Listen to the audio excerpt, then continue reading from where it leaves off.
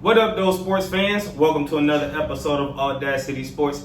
It's your boy J2DaR, and we back with your guys' favorite, and I do mean favorite, and special host. I'm telling y'all, I think she's more favorite than me. I don't understand what happened here, and this is supposed to be for me. But anyway, she done took over my show, y'all. She's sitting over in the cut as always. We got Miss NikkiC in the building. What up, y'all? Right? And then also, we got another special guest. He done tapped in. Right, because he said he got something to say. We got my little brother on the phone, aka Lil Curry. What's going on? He dialed in by phone. Lil Curry.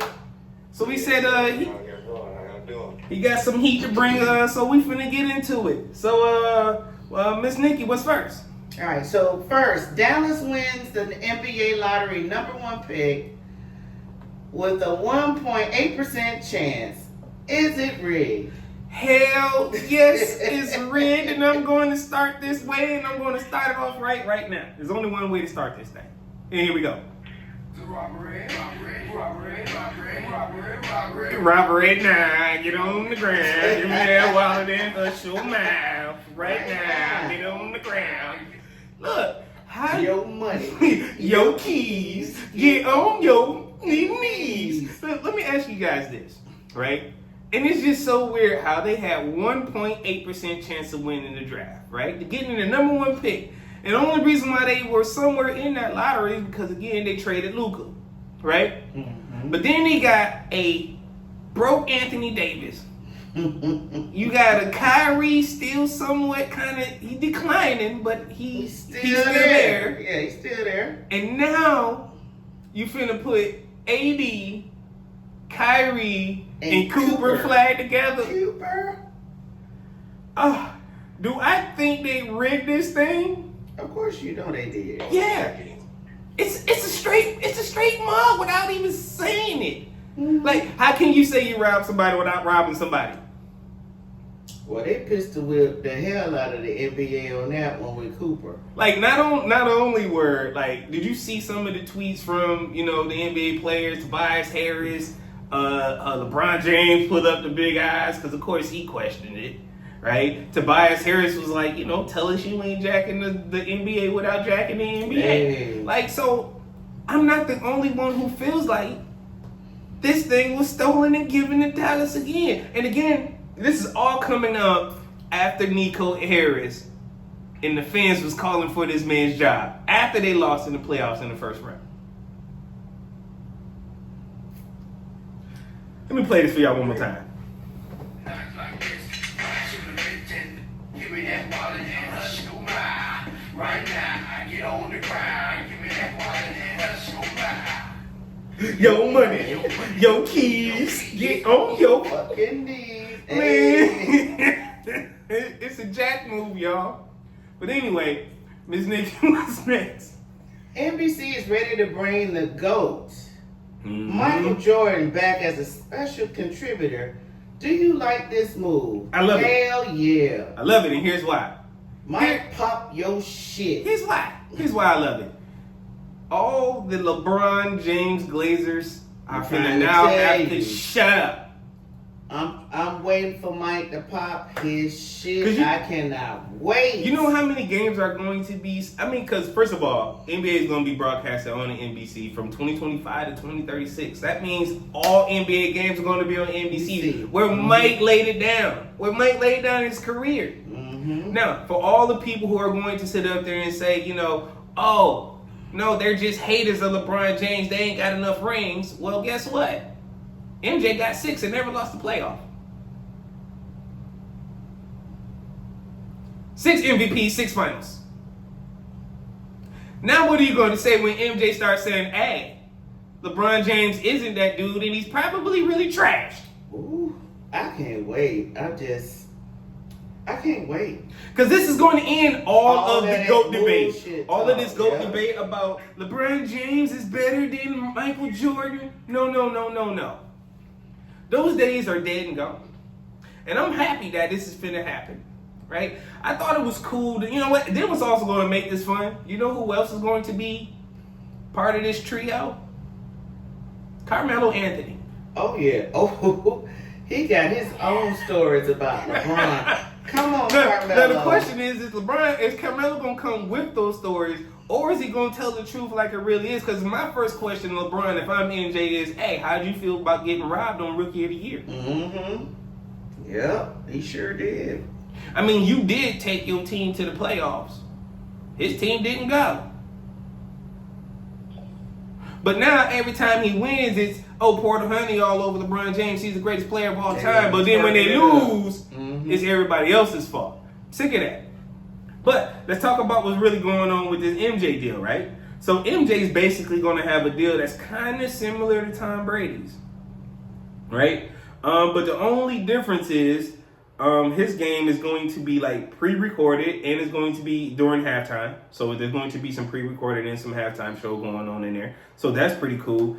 He's going to be linking up with Mike Tirico, which is also going to be good because again, Mike Tirico was there when he was playing. So we're finna get these true NBA stories. So we ain't finna get a bunch of people who just, falling all over LeBron James. Oh, you know who else is going to be there? You know who else is going to be there? Reggie Miller. Oh, yeah. Oh, I just got even more happier. So that means LeBron, he's going to be able to do halftime shows. He's going to have a pre-recording, and he's going to do after games. And they say this role has the ability to expand and is basically on whatever MJ wants to do with it. He gonna be almost everywhere with it. Say it again, bro. He almost gonna be everywhere with it. Exactly. So this last 2 years for LeBron James' career is going to be difficult. But then just think about how he finna really criticize Bronny. Oh, I forgot about that boy. I wonder if he's really gonna take it easy. Cause he gonna be like, because he gonna probably be the first one to say, like, I would have never done that for my son. I told my son to figure it out. We see what his son doing, but anyway. We seen his son when we Booger Sugar He boy. like to ride them slopes. Them white slopes in railroad tracks. While we talking about it. Oh, yeah. He did get caught on the railroad tracks. He sure did. Sure did. So, again, I'm happy about this. I can't wait for the NBC to take over. This is going to be one of my favorites. I'm going to be locked into everything every time MJ's going to be on there. Because, again, outside of Isaiah Thomas and the whole Bad Boy squad, I got to give the flowers to MJ because he's definitely one of my favorite players as well. So, I got to call a spade a spade. Miss Nikki, what's next? All right. With Jason Tatum's injury, is the Celtics season's over with? Well, we already know that it's over with. They got eliminated. But will the Celtics be restructuring after this loss in the first round? They finna break this team. You think they're gonna break the team up? Oh yeah. Who you gonna get rid of? Peyton Pritchard, the dude I hate the most. No, Peyton ain't going nowhere. You ain't getting rid of Jason Tatum and Jaylen Brown. That's the core of your team. Yeah, they're not going nowhere. Neither is Al Horford. So you saying they're gonna get rid of the unicorn? That's not really a unicorn. He's like a broken down pony. Ooh. Kristaps. Oh, Kristaps. Yeah. Yeah, we need a new center in Boston, but yeah. And Uncle Al said he still want to play. Again, that's up to Al. They're going to keep the team structure for right now.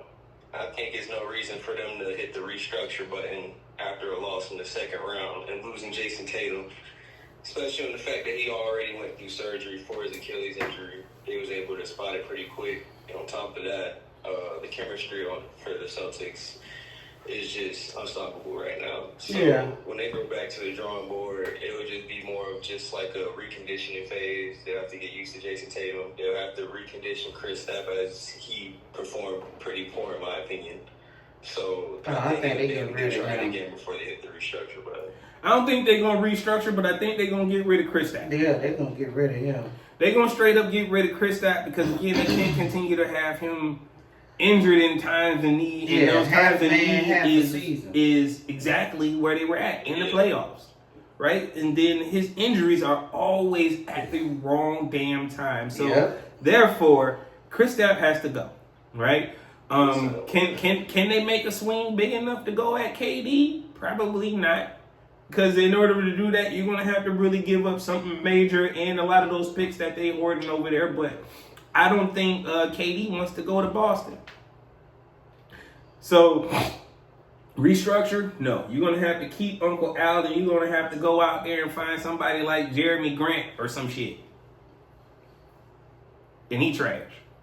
That's what I'm saying. There ain't really a lot of bigs out there to really shop around for. Giannis is looking for. But Giannis wants to go to Golden State. Trust me. Is going to Golden State. He wants to go to Golden State so bad. He is licking the Golden State bread. He has said that since 2020. So if you want to get rid of Kristaps Porzingis, here's the guy you go get. You go get Uncle Bobby Portis. You go get Bobby Portis from Milwaukee Bucks. That'll be your big man to replace Kristaps Porzingis. He can play defense. He has a decent three. His mid-range is but he's definitely good in the blocks. And that's where you're going to need him. And on top of that, he's going to give you at least 12 to 15 points. So Bobby Portis will be a good fit for them boys in Boston. But again, I just don't like Boston. You know what I'm saying? Yeah, I just don't like Boston. Hater. No, it ain't no hater. It's just because we know how they feel about us. Like, again, go back to those days where, again, they would boo us and throw things and the way they hated the Lakers, they turn the hot water off. Only cold water. Put him in his crappy old locker room. Like, yo. Yeah, you know, that's all forms of intimidation. Man, no, I wasn't talking about intimidation, man. Because again, if it was no brothers on that team in Boston, they would have got the same treatment. Trust me. The only reason why they got good treatment is because they were on that team. I believe that. What's next? The Thunder beat the shit out of Denver in Game 7. Is SGA the MVP? Ooh, bro, you want to go first? I will say, man, it's a real touchy topic because as much as Shea does hoop, you have to give Jokic his credit. And if you really want to think about it, Jokic still, in my opinion, would have to be the MVP. Just based off the fact. But he got yoked on today. Hold on. It don't matter if he got yoked on. You have to look on it from the perspective of this, that they're still not prepared. They didn't really have a head coach. The head coach got fired before the playoffs. And the only one that was coaching and handling rotations was Jokic. He was subbing people out mid-game, telling how plays mid-game. His players had to step up for him. So when he comes back next year, he might be more prepared with this coach that he got now.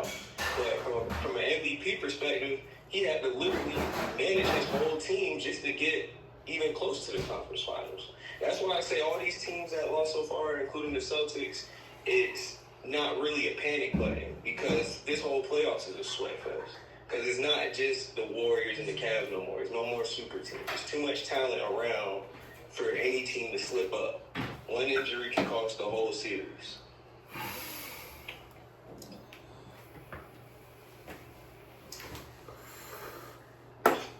I'm gonna call bullshit. The MVP of the NBA is SGA. And here's why. The saying is, in order to beat a man, you gotta beat the man. And he just beat the man. He just beat the dog shit out of Denver. Even in 7 games. Yeah, gotta respect it.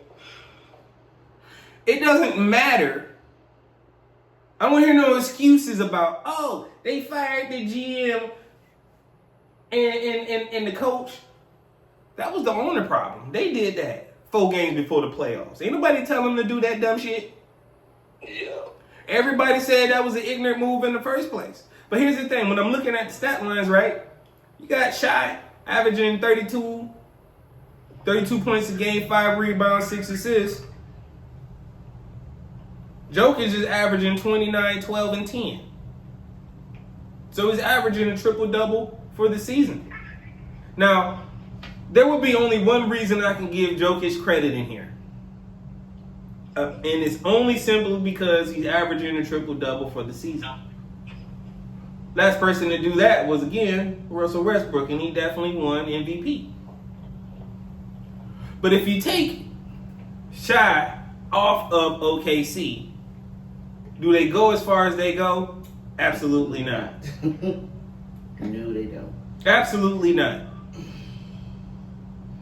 He is the face of OKC. There has never been since KD left. There hasn't been a face of OKC like this, and since KD. This is one of those situations where, again, I'm gonna bring up some trauma for myself. Right? When fucking Steve Nash won the MVP over Chauncey Billups, and they said, oh, because he was on a great team, Chauncey Billups, when they was in 04 and they won the championship, and they said, well, he doesn't get the MVP because, again, he was on a great team. This will be the same case. Get this man his dues, give him his flowers, man. Shy gets the doggone MVP. What was you about to say? But if Jokic not on the Denver Nuggets, is the Nuggets gonna make it that far? No, they don't. They don't. That's why I said this is the same argument between Steve Nash and Chauncey Billups. So robbery. Damn, we got another robbery again? It's a robbery.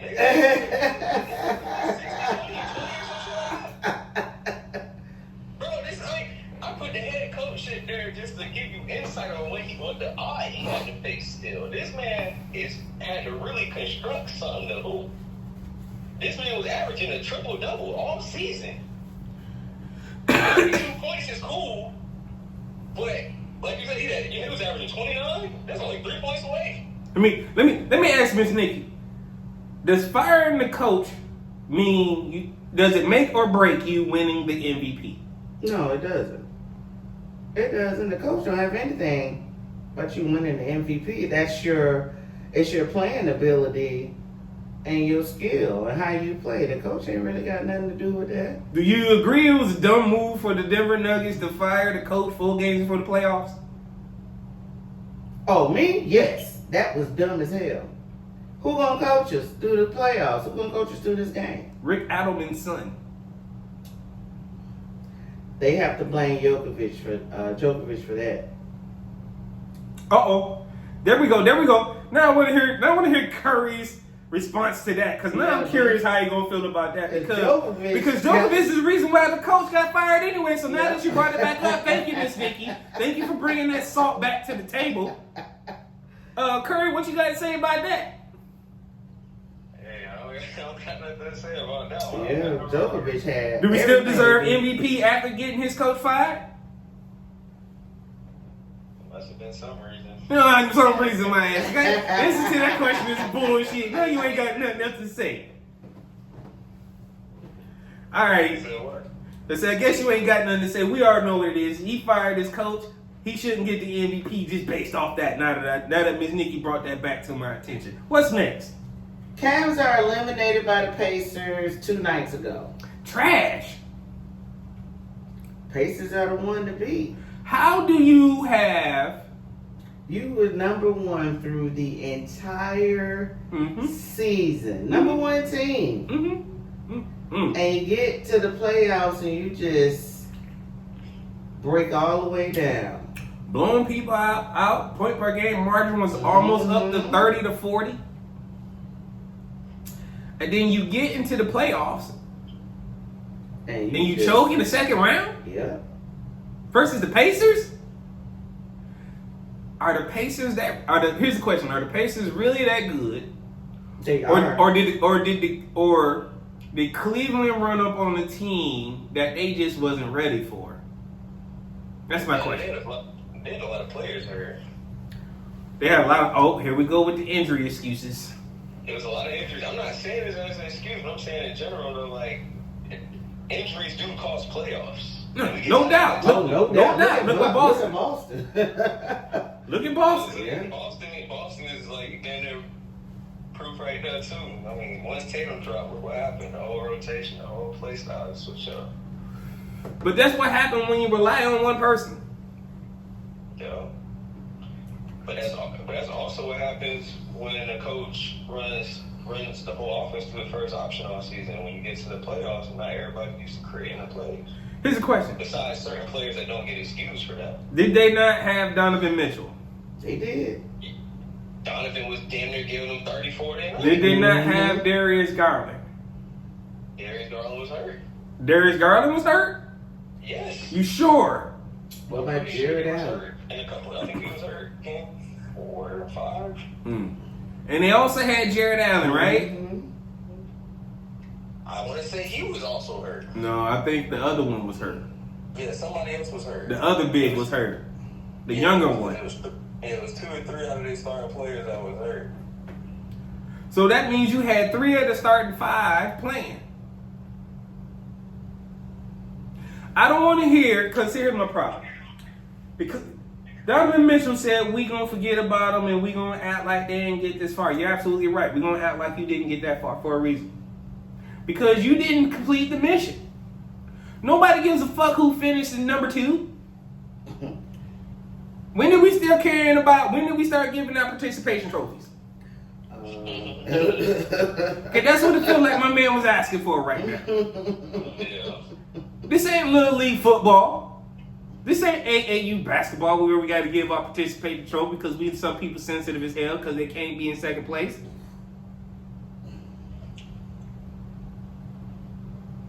You had the best record in the NBA. Yeah, the whole year. Most teams with the best record in the NBA win the whole thing. Mm-hmm. They go right on through. But not Cleveland. But I think what ended up happening was they ran into this dude named Tyrese Halliburton, who they voted the most overrated person in the NBA. And he lit their ass up. You know what? Tyrese Halliburton might be my new favorite player. I don't even like Indiana. Ass up. Him and his daddy. Right? One, I mess with his pops, boy.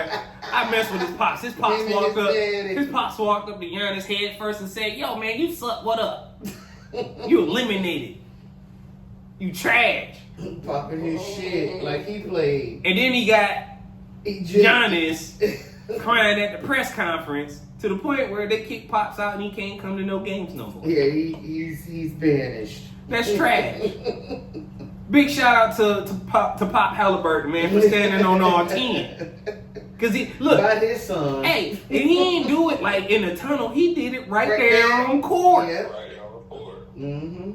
He wasn't shook at all. So, hey, and here's the thing. I've been saying this about Tyrese Halliburton for a minute, and I'm gonna repeat it again. When he went over there and he played on that USA men's basketball team, and he didn't get no run, not a single minute on that court. Yep, but got a gold medal. And played his role. Mm-hmm. Played his role, practiced, understood the assignment, right? He ain't cried like Jason Tatum. I won a championship and I'm on the bench. It's about matchups when you're playing over there. Ball game is different. He absorbed everything he needed to absorb, came back, and now look what he's doing. Mm-hmm. He took it to the best team in the NBA. Got him up out of there. Breezed through the first round through Milwaukee.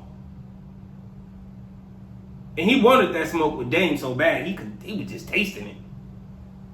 But since Dame wasn't there, he gave it to Giannis. To the point where he got Giannis ready to bust up out of there and go to Golden State. That's what I think. Right? But you got to give Tyrese his credit. The team is ready, is fired up behind him. He said, like, look, this is everything I learned over here. If we can do this, if we did this over here in one goal, we can definitely win the championship over here. And that's exactly what he did. So to call this young man overrated, hell no. Put some respect on his name, finally. He here. 100. He definitely risen. He definitely showed some what he was about. As a matter of fact, Sacramento should be hot right now. Oh yeah. Because they traded him. Yeah, they traded him. They the dummies that traded him. So, and he wanted to be there. How many players say they actually wanted to be on a shitty team that ain't never been nowhere? Or ain't been nowhere in years? Hell, the Sacramento case, it ain't been nowhere since Golden State. Since Chris Webber, Pedro Stojakovic, and Mike Bibby.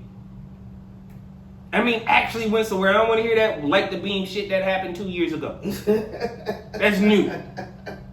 I'm talking about when he was actually winning games. What's next?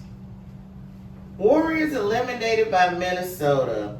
What do you think happened here? You know what? Curry got a lot of smoke for this one. So, because he was like, hey, bro, I need to get on the show because I heard you're going to talk about Golden State. And I said, yeah. So, go ahead and get your smoke off, bro. Bro, I'm going to just let this be known now. Definitely congrats to Anthony Edwards. Yes, big ups. Yeah. Julius Randle definitely showed up. Yeah, yeah. Dante DiVincenzo definitely showed up. I hate that thing. Even Jaden McDaniels low-key did his thing, so it's like props to them. But we all know if Curry didn't pull that hamstring, that pulled one that way, it's switched. But even though we don't give excuses to the injuries, I do put this at fault on Jimmy Butler to an extent. On Jimmy Butler? As I do understand that he is a 17 points per game type of player, he's always been like a second option, even though he has been the first on Miami Heat because that's what he had to demonstrate. I don't like how he didn't step up in this situation. There's no reason, in my opinion, in a game 6, Draymond Green got more shot attempts than you do. I don't know, bro. Because I see There's also no reason that you should be averaging or having the same amount of points as Draymond Green in the game 6.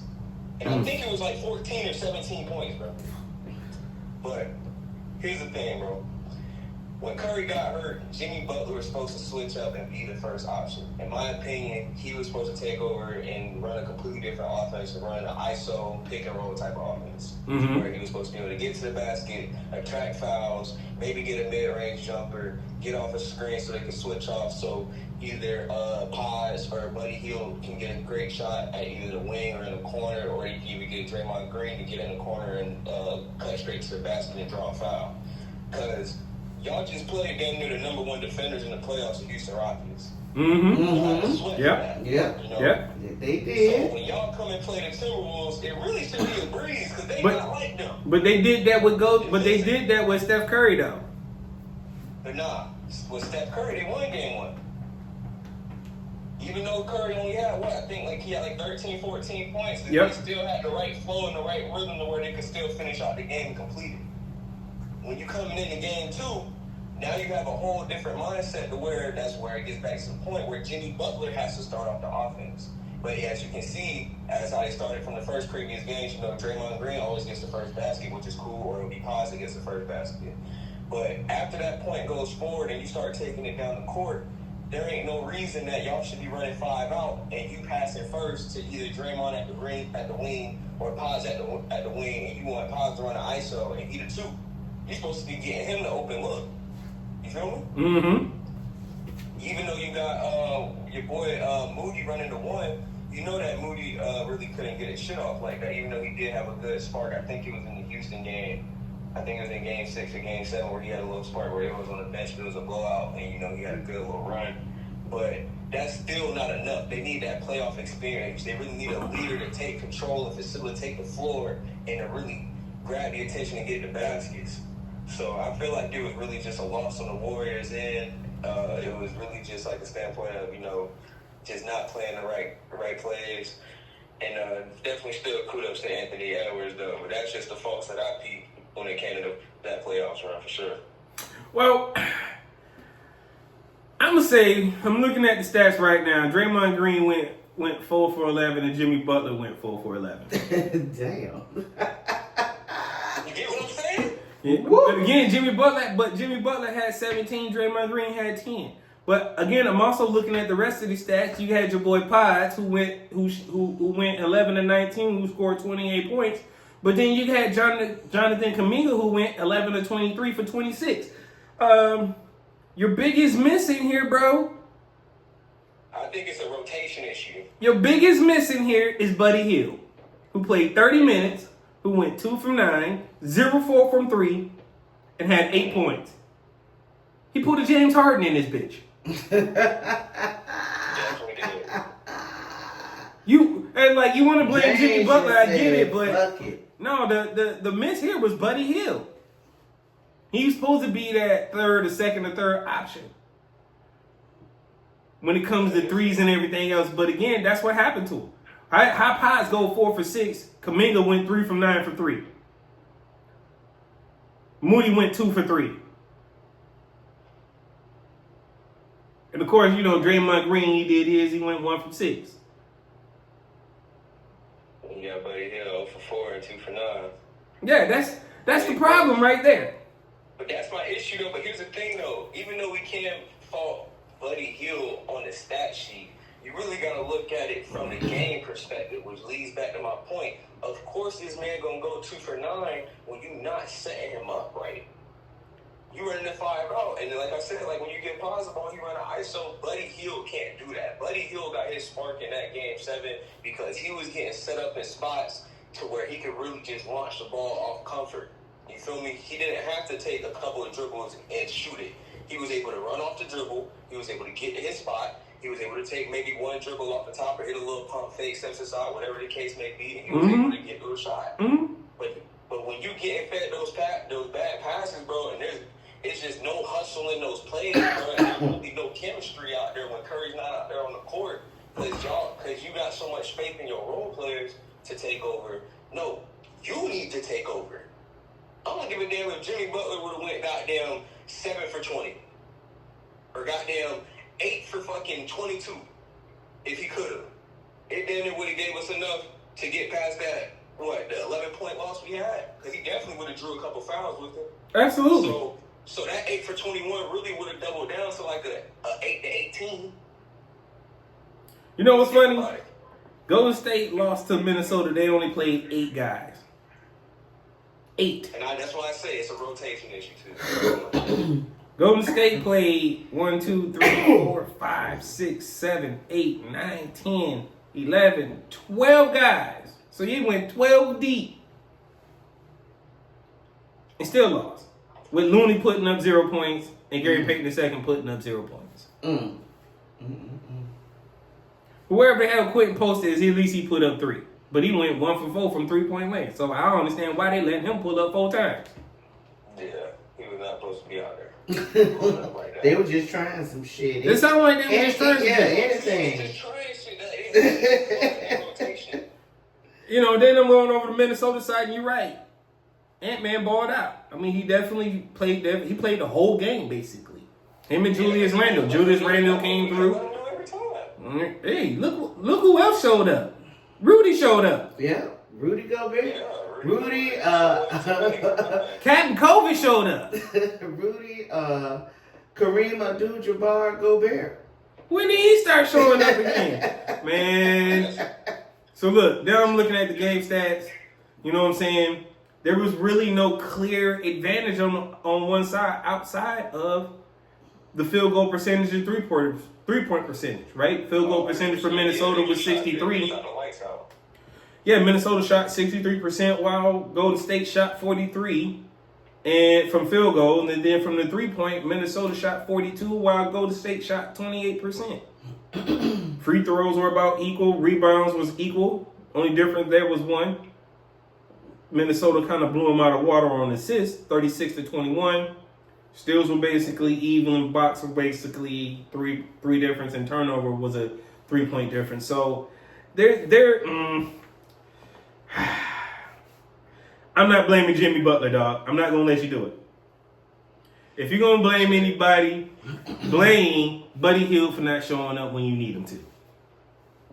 You paid him the money to bring him here off season, doing trade, and he didn't come through for you. I understand Steph was hurt, but this is an L you're gonna have to take, bro. And since now that your team is gone, I need to ask: Are you pulling for Golden State? Are you pulling for the Minnesota? Am I pulling for Minnesota? I'm not gonna lie to you. You wouldn't even believe me if I told you I want to see Jalen Brunson get him one, man. He really got that dog in him. I feel like he really be showing people, bro, like he ain't the one to mess with, bro. They done been down 20-point games too many times, bro, and came back just off GP on him. Well, guys, it's now known that my brother is an op. He pulling for the team that beat us. What the fuck? That's cool, but I mean, let's call it what it is, bro. He had 102 points in the fourth quarter, bro, in the playoffs. I can't do it. I'm never going from New York for anything. I'm pulling from Minnesota and the Pacers. Miss Nikki, who you got? I'm a Pacers chick. So you going with the Pacers? Mm-hmm. All right, who you taking from the West? From the West, that's gonna be OKC. Wow. Pacers and OKC. You want the Pacers and the OKC matchup? I want a Minnesota and Pacers matchup. This fool want the Knicks and who? It's the Knicks. They're gonna ball out. And who in the West? Who in the West? Mm-hmm. I have to go with OKC just because. Oh, the Knicks gonna get blown out, yeah. Oh boy. You just sent the Knicks to hell. He's gonna show him. He's gonna show him something. He played different. Oh boy. Well, y'all heard it, guys. We just got our predictions in, and we got our predictions for the finals. We definitely gonna have to reconvene when we talk about that doggone when we get to the finals to see how those predictions came out, and then we're gonna give you guys predictions on who we think gonna win it all overall once we get there. Miss Nikki, what's next? All right. If you're the Pistons GM this offseason, do you make a move for Booker, Zion, or CJ? And if so, what do you move to make that happen? Or who do you move? Let's see. If I am the Pistons GM and I'm Trajan Landon, I would consider a move for possibly CJ McCollum. Right? And the reason why I would probably take that swing at CJ McCollum is because, one, I don't trust Zion Williams enough, right, to be in shape. Right. And this is Detroit. Them ladies will feed him up there. Oh, yeah. They will. And Book is going to be extremely expensive. I mean, we're going to have to use too much to get rid of Book. So our problem is probably at backup point guard because, again, as you see what happens every fourth quarter, K gets tired, turnovers happen. We need a reliable point guard who can bring it in, and CJ's that guy. CJ can hold it down. Yeah. CJ can hold it down with Jaden Ivey when he comes back. We can figure out the whole rotation thing. Unfortunately, does that mean we might have to lose somebody like Tim Hardaway Jr.? I hate that. Maybe. It may be, yep. Maybe. We might have to give up Holland or... We're not giving up Ron. Or Sasser. If we give up Sasser, that's a problem. Because, again, he's in development and he's going to be a good young fit for us after when CJ leaves. So, I feel like if we give up Tim Hardaway, it's going to suck. Yeah, but we'll be replacing those points with CJ McCullough. But we'll have that fourth quarter guy when, again, we don't have to put the ball in K's hand. We can put the ball in CJ's hand. We can get some good decisions happen. This is no shot to Danny Schroeder. I mean, he was good for us. He filled in great. But, again, at the end of the day, I need somebody reliable. I need somebody that can hold that part down. And again, every fourth quarter is just like K couldn't beat the double team. They ran a double team at him, and he just like, what the hell are we doing? Just look at the tape. Every fourth quarter. When the games are close, we were up, they were, however it happens, K brings up the ball, it's a double team, and he turns it over. Does that happen if we have somebody like CJ and with us? No. Does that happen if we have Book? No. But again, if we had, like I said, if we pick up Book, it's going to cost too much. That's just my 1-2. What's next? So what the fuck segment? The NBA, we got some smoke. There was a flagrant foul by their savior, Caitlin Clark, on Angel Reese yesterday. And then the fans started chanting monkey sounds. What the fuck? Go ahead. My thing is, yes, those girls have real beef. They are beefing. But the racial shit is on a whole nother level, Indiana. The monkey sounds, I don't like that shit. But see, if Angel would have swung on that girl, That beat me outside. let me get these ones. Let me Oh, get you this want your one. ones. Yeah. You want your one. Because that foul was flagrant. It was flagrant. And she fouled her hard on purpose. But the thing of it is, like I said, if Angel Reese would have responded like she should have, She was trying to. Caitlyn teammate stopped her because Aaliyah Boston. Yeah, because I seen Angel fist come around like this, and that girl grabbed it, like don't punch her. And Caitlin Clark was walking away. You better walk away, because you were finna get a toe out the frame. My take on this is this. I understand we're playing a game of basketball and there are that hard racial fouls. shit, bro. Right. I'm like cool with the that. hard fouls, right? And that happens in that happens in the NBA and in the WNBA. Right? Do guys get ready to fight after a flagrant 1 or a flagrant 2 in the NBA? Yes. Do I think it happens in the WNBA now? Yes. Do I think there's real beef right now? Oh, yes. Hell Do yeah. I think Angel Reese has the reason to be upset about the beef? Hell yeah. Yes, and here's why. They are literally making whatever Caitlin Clark do. People will move heaven, earth, and water, but then every time Angel Reese does something, she's a villain. Yeah. But she's embraced the villain role, Mm-hmm. in a sense. And sometimes that's good, sometimes that's bad. But Indiana Fever, fans, ownership, coach, GM, Caitlin Clark herself, should have came out and said this is dead wrong. But she did. Now, you say initially, it's good for the sport of basketball. When you first came into the WNBA, the hype between you versus her. But then, I understand you claim the WNBA, you said this season's going to be a new you, but the new you is not looking good, boo-boo. Yeah, you want to come out here and try to be Now, an enforcer, and these Now- girls gonna enforce on your ass. one time, excuse me, what happens if Aaliyah Boston ain't there to catch Angel Angel Reese? I got true beef with this happening. You not saying nothing, Angel. Caitlin Clark. It's like you're okay with this happening. These are your fans. This is your house. Tell them to stop.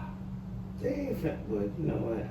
But the problem I is, said you enjoy it because again, you like the attention, and you feel some type of way about Angel Reese taking your NCAA championship, and you never got one. Oh well. If that's about that, then the young lady, suck it up, Buttercup. It happens every year. Somebody got. You just picked the wrong team to be on. It happened. Right. You ran up against a good LSU team. But the fact that there has to be an investigation by the WNBA to what their fans did, and you still haven't came out and made a statement to say that this is wrong, and that you support her, because not only is she a WNBA player, y'all in the sisterhood. Because trust and believe, your hype wouldn't be that great if it wasn't without Angel Reese and those girls from LSU. Just keep it in the band. If it wasn't you taunting her and then her taunting you back with "Give me my ring," go back to episode 1 or 2. I talked about it on AwwDacity Sports. But this just shows us we can say the hate in your eyes and you're a true hater. So, what's next?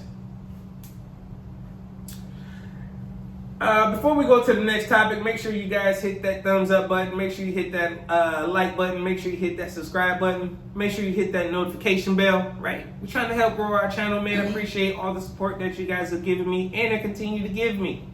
Also, guys, make sure you leave your comments below. Again, get in this conversation with us. Because every time the show goes live, we be in there. So come join us. Hit that like button, hit that notification bell. Make sure you select all, so that way you get all the notifications when we post. Appreciate you guys so much. Miss Nikki, what's next? All right. And also in the what the fuck news, what is really going on at the University of North Carolina with Bill Belichick and his girlfriend? That little young girl is She put ready on Billy Boy. He's 72 years old. Billy Boy then said he done met this young chick on the airplane and they just sparked up a conversation.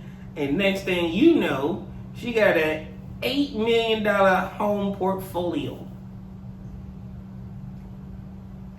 Hey. That sounds like a thought to me. That sounds like she for the streets. In your future voice. She for the streets. Hey, she's a 304. She's a smart 304. She's a good old 304. She's a smart 304. They got statements out here like she out here running team meetings. Yes, for North Carolina, she running the team meetings. She telling interviews like Bill Belichick can't talk about certain things in interviews. Like, what's going on, man? Stand on YouTube. Oh, you can't. That thing must be good. Look. And she making Billy Boy toast curls. Look. That's what that is. She's a professional. 304? Mm-hmm. Professional. For the streets. Well, she got $8 million worth of streets she own now, so Ooh, hey. $8 million worth of streets. She's a professional. She good at what she do. That's what's going on in UNC. I don't know. You know what? If I'm UNC, I'm worried about her getting close to the players. Like, well, could she be eyeballing a draft pick in there? Like, Billy Boy, what do you? It's too close. Well, Don't you know? Don't trust them. Yeah, they put her out. Well, UNC put out a statement. I want to say last week I read where they literally barred her ass from the locker room. Cause she was trying to run out with the team and shit. Like she a coach and shit. Girl, go sit the fuck down. What's that song? How that song go? Go save her. She don't want to. Bill. Shit. He kept playing Captain Save-A-Ho. No, Bill out here playing Captain Kirk. Billy Boy out here playing Captain Kirk. Can you save me? Captain Kirk. I want to have your baby. Ooh. Come on, man.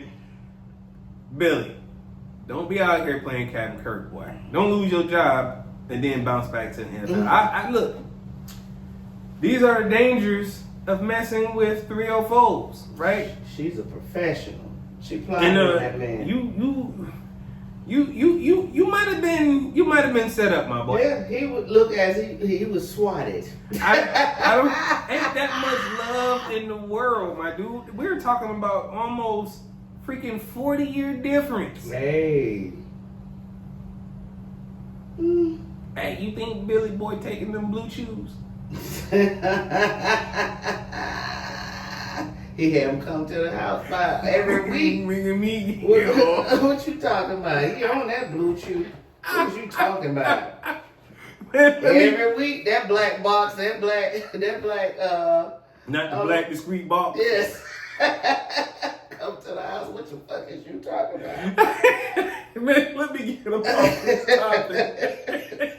What's next? Tom Brady says Julian Edelman was a better wide receiver than Calvin Johnson.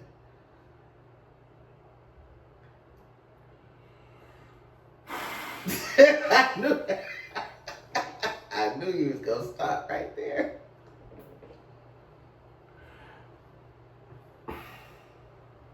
Not Megatron. How?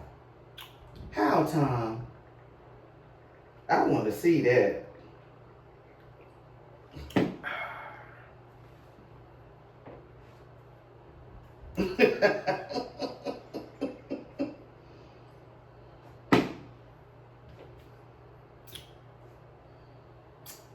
I can't believe Tom Brady said this shit.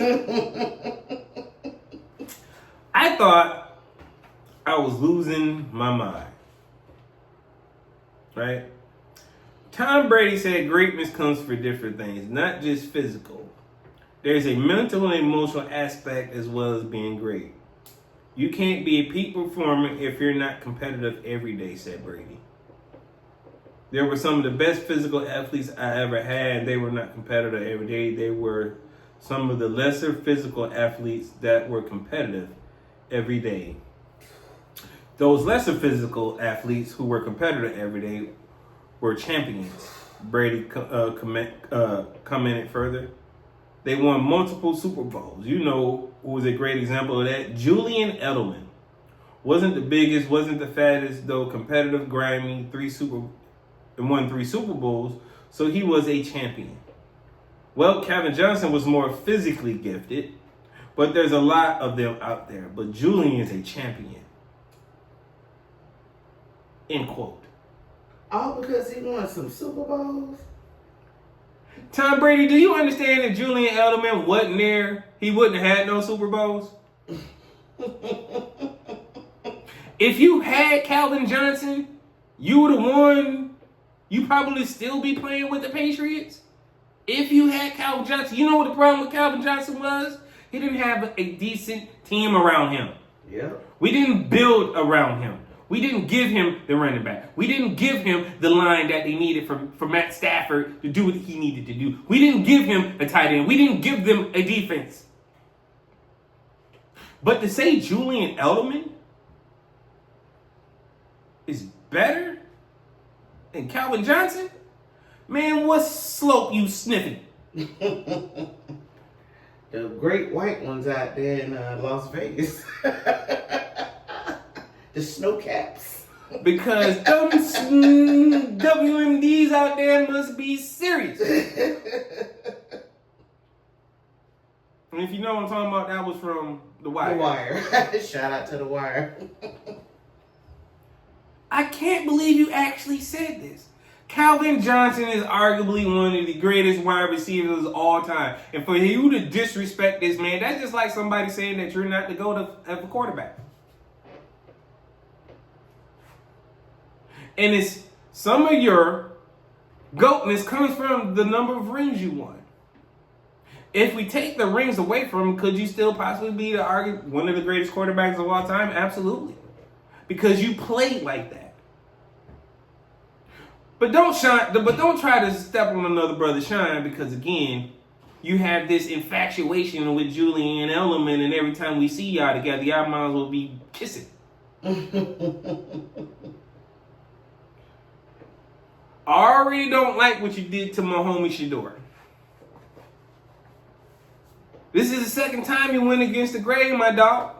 Let's not do it a third. I got you up here because you're a Michigan legend, but I have no problem dropping you down. Stop saying stupid stuff. This right here was stupid.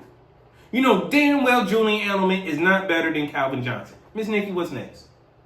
Cowboys start the season off with the Eagles in week 1.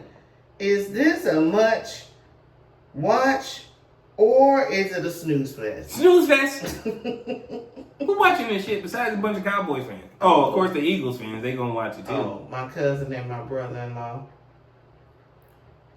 This is going to be. I'm not watching this. This is snooze fest. You could have gave the Eagles. First of all, they play each other anyway. So to make this week 1, it's stupid. Yeah, this finna be a cakewalk for the Eagles. You could have had the Eagles play the Falcons. You could have had them play the Bengals. You could have had them play the Browns. Hey, they could have did a recap and do the Eagles and the Commanders. That one was. You could have had the Eagles Commanders. You could have had the Eagles Jacksonville. You could have had the Eagles Lions. Yep, that would have been a good one. Maybe the Eagles and the Bears because of the dynamics of Ben Johnson being over there and Caleb Williams and all the noise about him not wanting to be there. That's because he can't read that playbook. I keep trying to tell you that. That's why he wanted to go to USFL. You could have even had. I would have been okay with Minnesota and the Eagles. I'd have been okay with that because I could have seen J.J. McCarthy play. You know what? I'd even been okay with the Raiders. But hey, you know, Dallas is America's team, so. What America? Who's America? America. You know, the America we got going on right now. Which America? This America right here. Oh. Not my America. No way.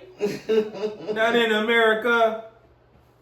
Not this America. Yeah, this is a straight news fest. I can think of a bunch of other things I'm going to be doing on that Thursday, September 4th at 8:20 p.m. I'm pretty sure I'm going to be sitting right here recording something just for y'all.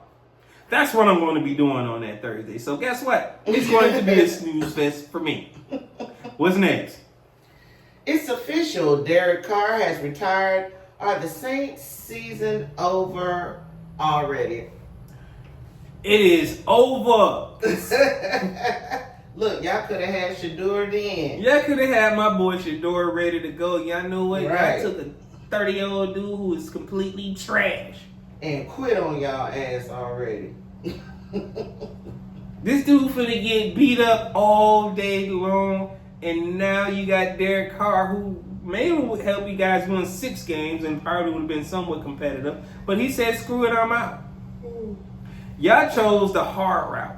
Now, your team is never going to be competitive for another 10 years.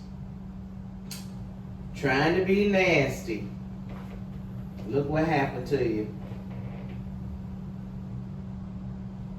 Y'all finna be the new doormats of the NFL, and that was the St. Louis Cardinals. Hey, I thought the Tennessee Titans were going to be the trash team of the this year, but I guess not. So guess what, Saints? That just opened up the NFC South. Wide open. So when it comes down to the NFC, now that I think about it, NFC the South, Bucks. the Bucks and the Falcons. Falcons, yeah. Now that's now a 2-team race. Because the Saints will no longer compete. Y'all just messing up football, man. With the fire the GM. What's next? And wrapping up, as a Lion fan, who do you want to see in the Week 1 season opener? Ooh. Well, I can see them running back with the Commanders too. That's a get back. that's who I would have liked for us to pick in Week 1. But according to the schedule, they started us off with the Green Bay Packers. Oh, Love. Okay, so that's an easy one. Okay, started me off with a rival game. I'm cool. And then Week 2, you put me up with the Bears. Okay. The boy that can't read. Week 3, you give me Baltimore. Week 4, you give me Cleveland. Okay, you got Lamar. Okay. So you know who I wanted Week 1? You said it. Yeah. Give me the Washington Commanders. Yeah, that's a get back. There is no other team that should have been Week 1 but the Washington Commanders. But for some strange reason, y'all, the schedule makers wanted to make this game Week 10. Why we gotta wait 9 weeks, 10 weeks to play the for this rematch game that y'all know we need Week 1? You know why they did this? Just in case injuries happen. So that way we be beat up a little bit. Because when I'm looking at the schedule, yeah, we got a bye week in week 8, but again, we played Tampa week 7, week 6 we got Kansas City, week 5 we got Cincinnati. The hardest game is going to be Baltimore. That's going to be at week 3. Mm-hmm. We're not really worried about Patrick Mahomes anymore. Tampa Bay with the Bucks and Baker Mayfield. We're really not worried about him. But then after week 10, we got the Eagles, Giants, Green Bay. Oh, we played the Cowgirls week 14. I'm wondering if somebody gonna answer their phone, because they damn sure didn't answer their phone call the last house check. The last wellness check, somebody answered their phone. He know who I'm talking to. So that's who I wanted week 1. They say this did not give us that silly rematch with the Rams again, so I'm cool with that. But our week 1 match should have been the Washington Commanders. So thank you to the schedule makers for messing up our rematch game and making us wait so late. But thank everybody for coming. This is your boy J2DaR signing out for AwwDacity Sports, and I'm here with your favorite co-host, Miss NikkiC. All right, y'all. And we'll catch y'all at the next episode. Peace.